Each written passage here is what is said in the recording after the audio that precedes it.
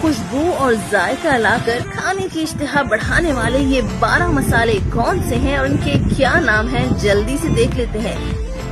काली मिर्च, black pepper, जीरा, cumin seeds, सौंफ, फेनल सीड्स, दालचीनी, सिनेमन, मेथी दाना, फेनुग्रीक, अजवाइन, कैरम सीड्स, लौंग, क्लोव्स, सब्ज इलायची, ग्रीन कार्डमम, तेजपात, बे लीफ, बड़ी इलायची, ब्लैक कार्डमम, साबित धनिया, कोरिएंडर, जावित्री, मेस, कलौंजी, नजीला स्टेवा, खसखस, पॉपी सीड्स, जायफल, नटमग।